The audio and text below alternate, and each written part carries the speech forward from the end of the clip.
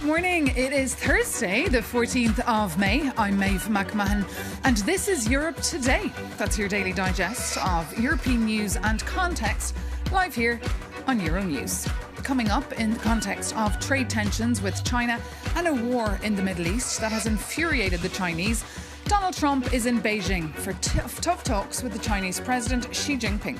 We'll bring you the European lens on these talks. They come as Lebanon and Israel hold fresh meetings in the US as their latest ceasefire nears end. Meanwhile, despite murmurs from the Russian president this week that the full-scale war in Ukraine might end soon, Russia has been launching mass daytime drone and missile strikes against Ukraine. This as President Zelensky wraps up talks with NATO in Romania. Plus, foreign ministers from the Strasbourg-based human rights body, the Council of Europe, are gathering in Moldova today to adopt a political declaration on human rights and migration. NGOs fear, though, a watering down of fundamental rights and press freedom. But first, all eyes on Beijing, where Donald Trump is spending 3 days on his first visit since 2017. The US president is holding direct talks, of course, with the Chinese president at a time when the world is in turmoil over trade tensions, ongoing wars and the growing power of big tech. We can start by taking a listen to what the two leaders had to say when they met. 中美两国能不能跨越 China and the United States can move beyond the so-called Thucydides trap and set a new example in bilateral relations between major powers. We can work together to address global challenges, injecting stability to the world, and we can improve the well-being of our peoples and the shared future of humanity, building a good future for our bilateral relations. 共同开创两国关系的美好未来。 We've had a fantastic relationship. We've gotten along. When there were difficulties, we worked it out. On behalf of all of the great delegation that we have the greatest businessmen, the biggest, and I guess the best in the world. And they're here today to pay respects to you and to China. And now for some analysis on this visit, I'm joined here in the studio by our US politics expert, that is Stefan Krome. Stefan, good morning. Good morning, Maeve. Tell us more about this trip. What exactly should we be looking out for? Well, Maeve, they have started their talks already. We don't know the detailed agenda, but they're expected to discuss a whole range of thorny issues, the core of which is trade. And Trump himself, just before his departure, said that he'll be talking about trade with Xi Jinping more than anything else.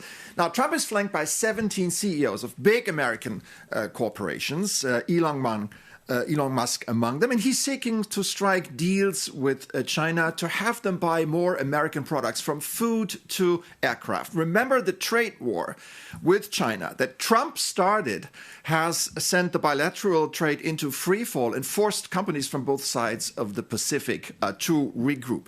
Now, the Chinese side wants a more balanced economic relationship, a more stable relationship, and they seem to have the better cards.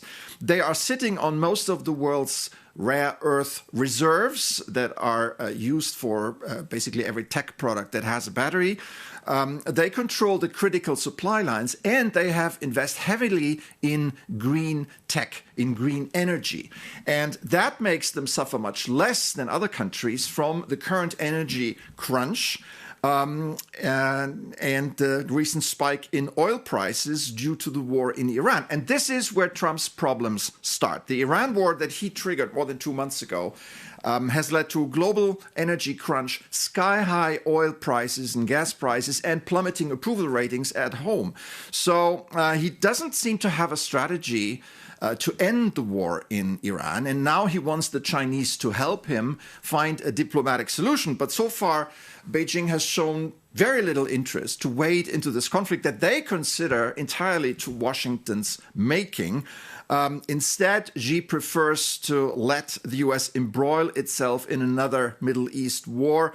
So getting the Chinese to do something about Iran, that is probably Trump's biggest challenge here. OK, and meanwhile, of course, today in Brussels, the EU institutions are closed for the bank holiday, but they are keeping a close eye very nervously, Stefan. Yes, indeed, Maeve. They are watching the summit from the side sidelines because there's not much else they can do. And they are quite nervous because really they can't be optimistic about any outcome as they risk being squeezed between two superpowers who don't care much about European interests. If Trump and Xi struck a tactical deal over what we call managed trade that would give the U.S. preferential access to rare earths, for example, that would leave Europe with shortages and trade restrictions that put a lot of pressure on European companies. That is about the nightmare scenario for the European Union. On the other hand, if U.S.-China trade relations further escalated and became a trade war, that could hit European industries through weaker demand, globally disrupt supply chain and financial volatility. So it's almost a lose-lose situation for the Europeans, mate. OK, Stefan Kobe, thank you so much for that analysis. And as you heard there, an interesting takeaway from this visit is the fact that some of the most richest and most powerful tech companies in the world are also present. Our Jakob Yanis has the lowdown. Hey, how's your first day? Because Donald Trump has just landed in Beijing for a summit that feels less like diplomacy and more like a Silicon Valley board meeting. He hasn't just brought officials, and one could say he has arrived with an AI cabinet to navigate high-stakes tech Cold War. Alright, so who's on the guest list and should Europe be worried? First, Elon Musk is there to protect Tesla's massive Chinese footprint and also his interest as head of XAI. And he's accompanied by Tim Cook, who is managing his final lap as Apple's CEO, balancing billions in sales with a shift of production away from China. And there is also the king of chips, NVIDIA's Jensen Huang, who joined at the last minute to lobby for the sale of powerful H200 AI chips, which are currently stalled by US and Chinese regulations. And joining them are the giants of the supply chain. Micron is there to fight Beijing's ban on American memory chips, while Qualcomm aims to protect its role as the primary chip supplier for China's biggest smartphone brands. And they are not just talking trade. They are discussing the new age of AI-supported warfare and the risk of China copying American frontier models. So if you ever wondered what the AI industry looks like in practice, these CEOs provide the perfect picture. And that picture also highlights where Europe stands in the AI race. So if you're looking for a European OpenAI or Google, the news is grim. The continent lacks hyperscale giants. But hey, the news isn't all bad, as Europe is securing its own AI supply chain. And while superpowers fight over AI models, European firms like STMicroelectronics, Soitec and ASML provide the essential hardware to build them. And this bet is on strategic autonomy. The idea that you don't need to outspend the superpowers if you control the tools that drive the race. But will it be enough? Well, you can always ask this question to your favorite AI agent. Just remember, the answer might vary depending on whether you ask Elon Musk's Grok or Francis Mistral.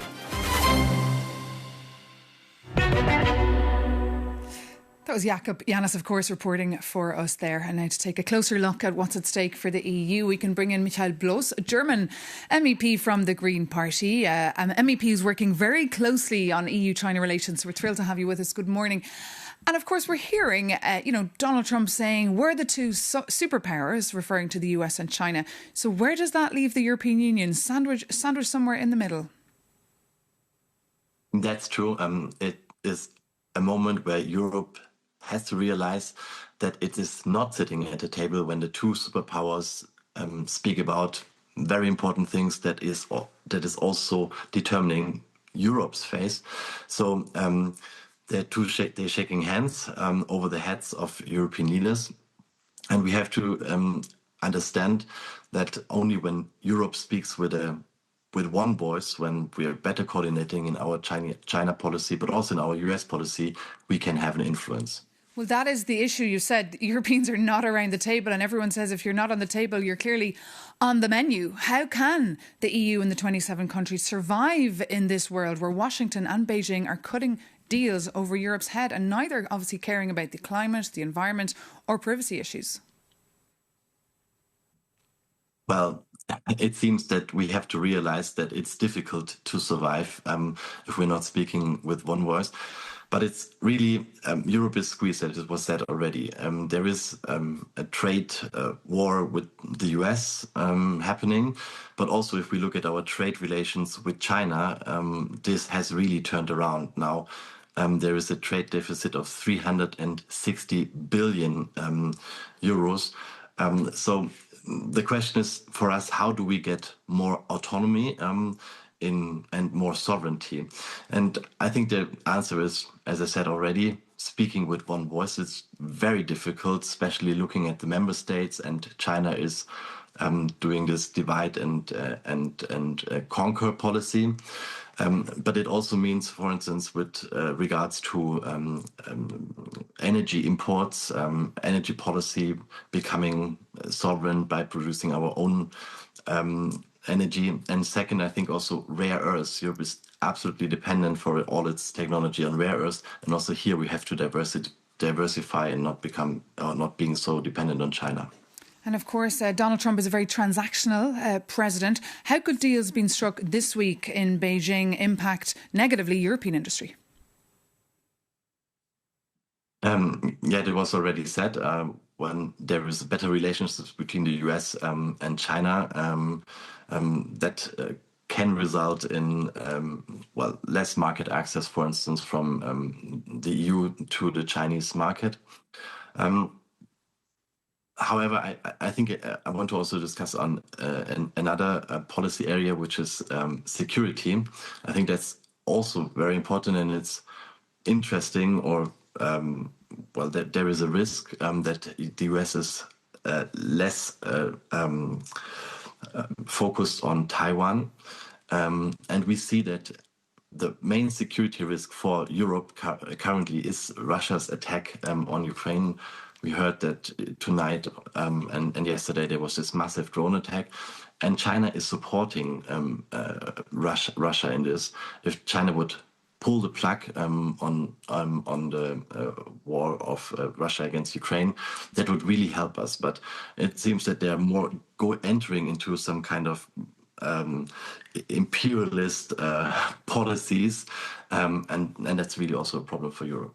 OK, Michael Bluss, thank you so much for waking up early on this Thursday bank holiday, for joining us here live on Europe Today. Now moving on to Bucharest, where NATO Secretary General Mark Rutte joined talks with the so-called B9 countries, mostly from the east. The idea was to beef up defence technologies. It comes as the US announced that 5,000 troops, could be withdrawn from Germany over European countries' refusal to join the war in Iran. Our NATO correspondent, Shona Murray, has the scoop and joins me now here on set.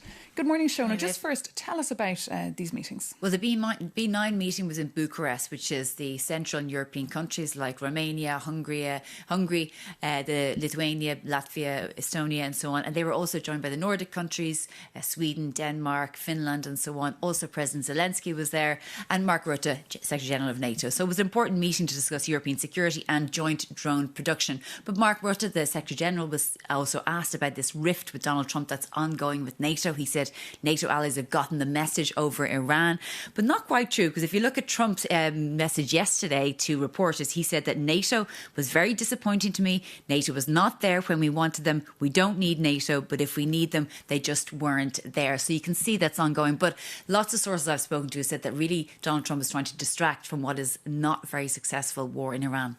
And meanwhile, of course, Shona, you have some exclusive information about these plans of the US to withdraw troops from Germany. Tell us more. So this is really interesting, Maeve, because as we know, the US announced 5,000 troops will be withdrawn from NATO territory in Germany. What I heard over the last few hours and late last night, it was confirmed to be by a NATO person, was that instead of removing the 5,000, a 4,000 troop brigade that was due to be sent from the United States to Poland has been cancelled. So in effect, there's no net problem when it comes to NATO's troop force within Europe. Now, take a listen to Mark Rutte, the Secretary General of NATO, when he was asked about this yesterday. When you look at the US presence in Europe, it is still vast and massive. And there is a clear commitment by the United States to stay involved. We know that we are investing now more in Europe. We have always known that the United States, over time, has to pivot more towards Asia. So We are all in this all together. Obviously, it is a sovereign decision of the United States where they will bring their troops, how they will do that, but we do this in close consultation. Now, that's Mark Rutte, and he's not necessarily answering the question. And this is interesting because in Poland over the past few weeks, after that announcement, Polish media was speculating that these troops could go from Germany to Poland. In fact, the opposite is the case. A whole 4,000 troop, it's a replenishment troop or brigade, will now not be sent to Poland, which will obviously be very difficult for them. But essentially, there is no net effect to NATO's troop force with US troop forces within NATO. And I did get a confirmation on this from a NATO military official who said NATO rotational forces do not factor into NATO's deterrence and defence plan. So it looks like this issue has been somewhat resolved for the betterment of everybody, including US-NATO relations. OK, Shona Murray, our NATO correspondent, thank you so much for that very comprehensive analysis. But now to another story that's making the rounds here in Brussels. The EU has stopped short of heeding a petition by over 1 million Europeans about banning unscientific conversion therapy, designed, of course, to change people's identity and sexual orientation. The UN, is calling for a worldwide ban. Our EU correspondent, Angela Scugins, spoke exclusively to the EU Commissioner for Equality, Hadja Labib. Yeah, it's a torture and it's a physical and psychological harassment that could lead to a deep depression or suicide. And that's why we need really to react and to combat these practices. And these young citizens who gather 1 million signatures succeed to create awareness. We've launched a study and we are going to organize, to put into place a forum for discussion between member states, between the Commission. Already 8 member states took the decision in their legislative national legislation to ban these practices, but we need to see all of them, and we are going to encourage them and to show the path. And by taking this recommendation, we take a very strong stance. We need to see these practices banned in our union. But you just highlighted that 8 member states have banned this. How are you going to convince the other dozens that haven't done this so far? What pressure are you going to put on them? By exchanging best practices. So we will show, first of all, that it is possible to ban no matter what is your political architecture. I mean, Germany has taken this bold step, Belgium, Spain, many countries, and 3 countries at least are monitoring, are willing to take this kind of decision. And I think we need to create more awareness because, frankly speaking, I met many ministers and a lot of them are not aware of what are these practices about. What happens if a member state does not accept this recommendation? What follows from the side of the Commission? It's non-binding. This is the path that we choose because we didn't want to take, decades of discussions like we are doing with the Equal Treatment Directive.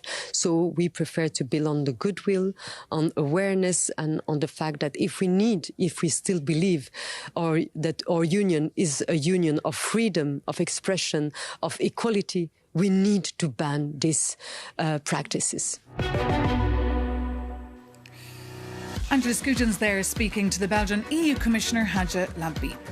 And in case you missed it, former French President Nicolas Sarkozy, he's back in the news again as French prosecutors are seeking a 7-year prison sentence for him for allegedly accepting illegal campaign contributions from the late Libyan dictator.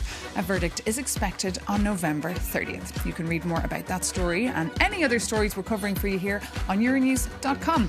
And of course, you can drop us a line, europetoday@euronews.com, and you can tell us what kind of stories you'd like us to cover, from football to film festivals or the ban on Brazilian meat. We'd love to hear your preferences. But for now, thank you so much for tuning in to Europe Today. Take care and see you soon here on Euronews.